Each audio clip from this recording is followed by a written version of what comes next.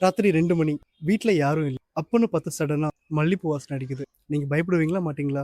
ஒரு வில்லேஜ்ல ஒரு பிளேஸ் இருக்கு. அந்த பிளேஸ்ல பேய் இருக்குன்னு எல்லாருமே சொல்றாங்க. அந்த ஊர் திருவிழா முடிச்சு ஒரு ஹஸ்பண்ட் அண்ட் ஒய்ஃப் நைட்டு 11:30 மணிக்கு அவங்க வீட்டுக்கு நடந்து போயிட்டு இருக்காங்க.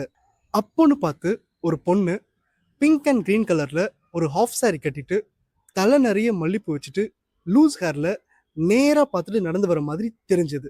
அப்போ அந்த வைஃப் ஒரு சந்துல டேர்ன் ஆயிட்டு பின்னாடி திரும்பி பார்த்துருக்காங்க. பார்த்தா அந்த பொண்ணை காணோம். இவங்களுக்கு ஒரே ஷாக்கு. பயத்துல வாய்க்கு வந்தபடி செம்மையா திட்டிட்டு அந்த இடத்துல இருந்து ஓடி வந்துட்டாங்க. வீட்டுக்கு வந்து தூங்கியிருக்காங்க. நைட்டு 2 மணிக்கு தண்ணி குடிக்க எழுந்திருக்காங்க.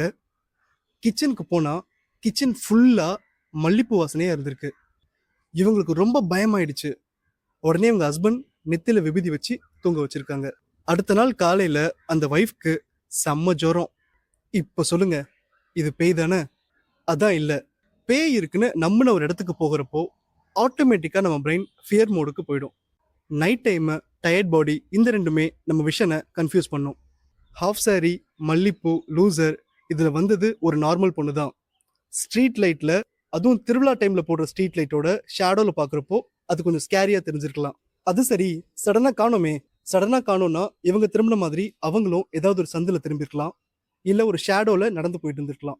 ஸோ அப்ப இவங்க கண்ணில் அவங்க பட்டிருக்க மாட்டாங்க. அது சரி, அந்த மல்லிப்பூ வாசனை அது திருவிழா டைம்ன்றதுனால அந்த ஊர் ஃபுல்லா அந்த வாசனை இருந்திருக்கலாம்.